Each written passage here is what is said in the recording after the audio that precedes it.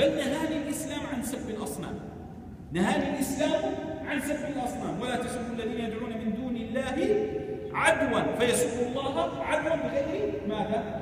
علم. نهاني الإسلام أن أسب صنم.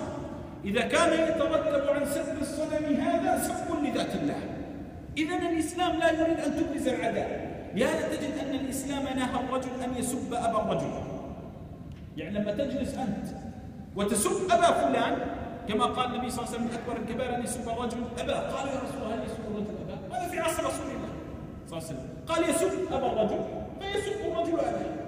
لهذا نهى الإسلام أن تعتدي على الرجل حتى لا يعتدي عليك، ومن باب أولى نهى الإسلام عن أن تعتدي على دين غير دين الإسلام حتى لا يعتدى على دين الإسلام. لهذا إذا أردت أن تجادل أحدا على الحق فجادله بالحق، فإن الإسلام لا يجيز لك أن تخرج عن دائرة الأدب والحق مهما كنت على حق، فإن الحق يضيع بسوء الكلام، الحق يضيع بسوء الكلام وسوء العرض، وسوء ماذا؟ العرض. لهذا النبي عليه الصلاة والسلام يقول لأصحابه في القضايا العادية التي الأسرية والاجتماعية والمالية، يقول عليه الصلاة والسلام: إنكم تختصمون إلي، يعني تحتكمون عندي، ولعل بعضكم ألحن بحجتي من بعض. ألحن يعني أقوى، ألحن أفصح، فأقضي على نحو ما أسمع. النبي صلى الله عليه وسلم يقول: فأقضي على نحو ما أسمع، يعني أنا سمعت فظننت أن الحق معه وهو محمد صلى الله عليه وسلم. وهذا يعطيك دلالة كم من لسان عليم خدع عقل سليم. فقال النبي عليه الصلاة والسلام: وإنكم تختصمون إلي ولعل بعضكم ألحن بحجته من بعض، فأقضي على نحو ما أسمع، فمن قضيت له بحق أخيه شيء فلا يأخذ، فإنما أقطع له قطعة من النار. هذا يعطيك دلالة، وهو في مسائل فقط الدين، في مسائل ماذا؟ عفوا الأسرية والمالية. فأسألكم بالله كيف إذا كانت هذه المسائل في صميم العقيدة أن تأتي وتجادل بسوء أدب لأنه فقط يشرك مع الله؟ فلو كنت على حق اعرض المسألة على حق. لهذا أهل العلم رحمه الله كرهوا المجادلة أن تكون علانية، أن تكون علانية، أن تأتي بين أهل الحق والباطل ويعرض على شاشات التلفاز مناظرة علانية، وهذا يباهل هذا وهذا يلعن هذا، لأن هذا مقر الفتنة وأصل الفتنة. فلو جاء رجل باهل رجلا آخر وباهله على أن يقتص الله عز وجل شانه من إن كان هناك الله، وأراد الله عز وجل أن يجعل هذا الرجل الذي على باطل على فتنة، أليس هذا مصدر ويطيل في عمره ولا يقسمه الله؟ أليس أنت أصبحت مصدر فتنة لكل من شاهدك؟ فيأتي رجل من عامة الناس يقول: أين الله؟ لماذا لم يقسم؟ ألم يباهل؟ لهذا أهل العلم رحمه الله كانوا يرون أن يترفع أهل الحق، أن يترفع أهل الحق عن هذه المهاترات، بمعنى لا يأتي الباطل ولا يجادل الباطل حتى لا يختلط على الناس. لهذا أنا الآن كمسلم وإن أخالف اليهودي والنصراني ودعيت لأثبت الحق فإنما أثبته بأدب. فالنبي عليه الصلاة والسلام على جلالة قدره ورفعة شأنه وقوة جنده كان ذاك لما دخل عليه عدي وعنده الصليب ما قال له النبي صلى الله عليه وسلم اكسره، بل قال: ما هذا؟ سأله يريد أن يسمع منه صلى الله عليه وآله وسلم.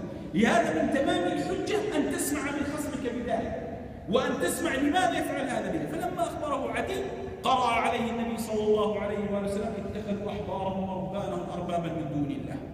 إذن يعطيك دلالة على أنه أنت كموطن الحق، وعلى أنك تجادل بالحق وتريد أن تنصح بالحق، فلا تضيع الحق بسوء العرض، فلا تضيع الحق بسوء العرض، لأن الله أمرني من مقتضيات إيماني أن أؤمن بالتوراة والإنجيل وأؤمن أنه حرف بأيديهم لكنهم من أهل الكتاب، لكنهم من أهل الكتاب. فعقل مسألة أن الإسلام هو السراج الأعظم وهو الدين الذي نسخ كل الأديان يقتضي منه أن أعرض الإسلام بما أمرني الله عز وجل، بما أمرني الله. هذا تجد في دعوة النبي عليه الصلاة والسلام في أوله لم يكسر صنم. النبي عليه الصلاة والسلام في أول دعوته لم يكسر صنم، بل كان يقول: قولوا لا إله إلا الله تفلحون. بل نهى النبي عليه الصلاة والسلام بعض الصحابة أن يقرأ القرآن عند الكعبة حتى لا يناله الأذى، وهو صحابي وهذا النبي عليه الصلاة والسلام، لأن الإسلام يبنى على حفظ الجسد والروح والحقوق وعلى بقاء الإسلام في هيبته، فلربما يعتدى على الإسلام من قبل المسلمين، ربما يعتدى على الإسلام والأصل في هذا أهل الإسلام، لأن أكثر من آذى الإسلام هم حملة الإسلام، أكثر من آذى الإسلام هم حملة الإسلام بسوء عرضهم وطرحهم. فإذا رأى الناس أن الإسلام ما بين سفك دم وما بين سبايا وما بين أخذ الأموال وما بين تكفير وتفجير، هنا يقول ما هذا الدين الذي يحيى على الدم؟ والله يقول ومن أحياها فكأنما أحيا الناس جميعا. ومن فقد إحياء الناس لا غرابة أن يحيى على ملك الناس، من فقد إحياء الناس لا غرابة أن يحيى على ملك الناس. والله من فوق عليائه سبحانه وتعالى جعلنا حتى الشجر إذا قامت الساعة بيد أحدكم فسير فليغسها، ونحن نعلم أن الساعة إذا قامت ترفع الأعمال أو لا ترفع؟ ترفع الأعمال ولا تكتب حسنة قط. والنبي عليه الصلاة والسلام أمرنا إذا رأينا الشمس قد طلعت من الغرب لا يقبل توبة ولا يقبل عمل صالح، أمرنا ولو بيدنا غرس أن ماذا؟ أن نغرس. وهذا يعطيك على أن الإسلام أصله عمارة الأرض ولو في آخر ثانية من حياة الأرض. الإسلام أصله عمارة الأرض ولو في آخر ثانية من حياة الأرض. لهذا الذي يأتي بالإسلام ويريد أن يفرض هيمنة الإسلام بالموت لم يعلم الإسلام ولم يذق طعم الإسلام، إنما يفرض الإسلام بأن تحيي القلوب، وقبل القلوب أن تحيي الأرض، أن يرى أن عمار الأرض بدأ من نفسك. لهذا الله عز وجل يقول فهل عسيتم إن توليتم عن الإسلام أن تفسدوا في الأرض وتقطعوا أرحامكم أولئك الذين لعنهم الله. جعل الله عز وجل التولية عن الإسلام فساد في الأرض، جعل الله عز وجل التولية والاعتراض عن الإسلام والذهاب وترك الإسلام من أصل من أصول فساد الأرض. فكيف الآن مما نرى في الساحات أن من يرفع راية الإسلام هو الذي يفسد في الأرض؟ فأين هو عن هذه الآية؟ لهذا ديننا دين جاء يحتوي كل الأديان، وأعني كل الأديان أي بالحياة المدنية الاجتماعية، ولكن من باب الجنة ليس له إلا دين واحد وهو دين الإسلام. أما في حياة الاجتماعية فالنبي عليه الصلاة والسلام في معركة الأحزاب استعان بعد فضل الله وقال لليهود أن يحموا ظهر المدينة وهم يهود، والنبي عليه الصلاة والسلام كان النصارى يحيون في مدينته صلوات ربي وسلامه، كل يعلم الحق الذي له ويعلم الواجب الذي عليه، وهنا يبقى الإسلام هو المهيمن بحياة. لهذا جاء الإسلام ليحفظ حقوق كل من يحيا بكنف الإسلام.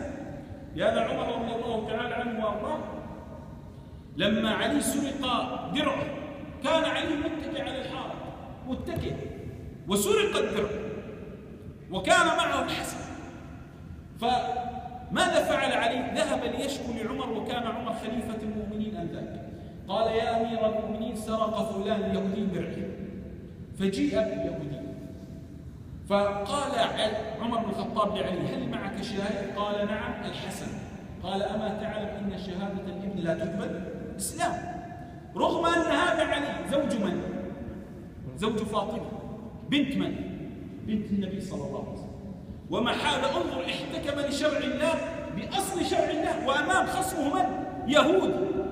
يهود خصمه، لكن الإسلام يحكم الجميع حتى لو كان ليس على الإسلام، بما أنه يحيا في دولة إسلامية يحكم على الإسلام به ويحكم على المسلم. فالإسلام لم يفضلك، إنما فضلك عقيدة، لكن معاملة إنما بما جنت يمينه. لهذا قال له شهادة الابن لا تصلح، هل معك آخر؟ قال لا. فجاء اليهودي ووقف أمام عمر هو وعلي، فقال عمر استوي مع خصمك يا أبا الحسن. تقدم علي خطوة عن اليهودي فقال عمر استوي مع خصمك يا أبا الحسن، فغضب علي واحمر وجهه، فعلم عمر أن علي قد غضب فقضى بالدرع لليهودي، فأخذ اليهودي الدرع وذهب وهو السابق، فنزل عمر عن دكته الخشبية في القضاء وقال لعلي قال له هل غضبت لأني سويتك مع خصمك وقلت لك استوي مع خصمك يا أبا الحسن؟ فقال علي لا والله ما لهذا غضبت، وإنما غضبت لأنك قلت لي باسمي بكنيتي يا أبا الحسن وقلت لليهودي خصمي، والأصل أن تجعلني أنا وخصمي سواسية، فإن دعوتني بكنيتي فعليك أن تدعو خصمي بكنيتي. انظر لتمام العدل. حتى علي رضي الله تعالى عنه غضب لأن عمر لم يسوي بينه وبين اليهودي رضي الله تعالى عنهما، لأنهم يعلمون أن الإسلام جاء للعدل كاملا حتى مع الحيوانات، فكيف إذا كان إنسان؟ لهذا قال عمر بعدما سمع العلة والسبب الذي غضب عليه علي رضي الله عنهما، قال لا أحياني الله بأرض لست فيها يا علي. قال له لا أحياني الله بأرض لست فيها يا علي. فإذا الإسلام دين عدل ودين يقوم على العدل، لأن الله لما خلق السماء أقامها بالعدل، ألا تطغوا في الميزان وأقيموا الوزن بالقسط ولا تخسروا الميزان. السماء والأرض قامت على الميزان، وجعل الإسلام هو تمام الميزان.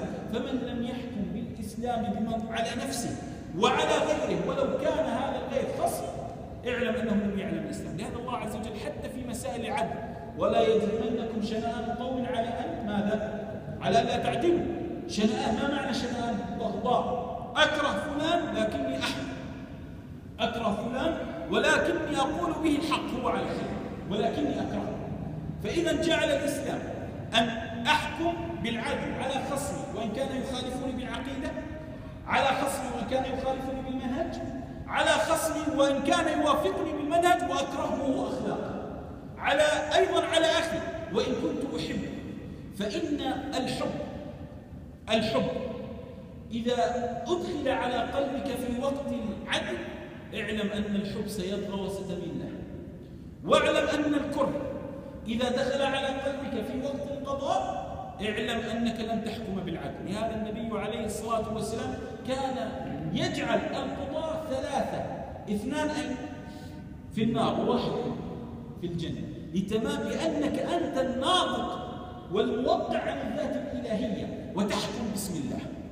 لهذا القاضي لما يقول هذا حلال وهذا حرام، هذا عليه عقوبة وهذا يترتب عليه كذا، إنما نطق باسم الله وحكم باسم الله. لهذا جعل القاضي على شفير، إن لم يحكم بالحق سيكون وبالا عليه، سيكون ماذا؟ وبالا عليه. هذا عمر لا غرابة أن يقول والله لو تعثرت دابة في العراق لخشيت أن يسألني الله عنها لما لم تعبد لها الطريق يا عمر، وهي دابة.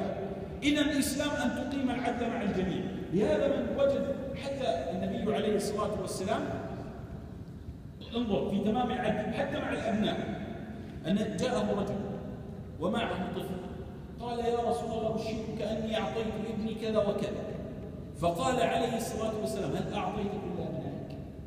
انظر، أليس الرجل أب مخول بماله؟ طالما أن الأب بتمام عقله وبتمام إدراكه والأبناء ما زالوا أطفال، هو مخول بماله ولو يحق إثمه عند ربه. لكن النبي عليه الصلاة والسلام سأله سؤال يريد عدل الإسلام، فقال هل أعطيت كل أبنائك؟ قال لا. قال اذهب فإني لا أشهد على جهل، أي لا أشهد على ظلم، وهو النبي صلى الله عليه وسلم، وسماه رسول الله ظلم. وهذا أب يعطي ابنه، هذا أب يعطي ابنه.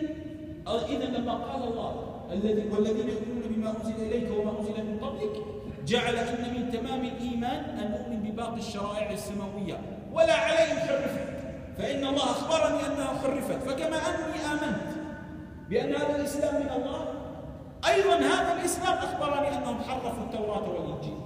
إذا الله إنما أراد أن نؤمن بمصدر الكتاب، بمصدر الكتاب. لهذا أهل العلم رحمه الله قال لو سب رجل التوراة، لو رجل سب ولعن التوراة والإنجيل ما حكمه في الإسلام؟ بعض أهل العلم قال يستتاب إلا فيقتل. انظر، يستتاب إلا فيقتل لأنه سب دين الله. انظر إلى أين الدقة في مسألة أن هذه الكتب من عند الله. لهذا قال الله والذين يؤمنون بما أنزل إليك وما أنزل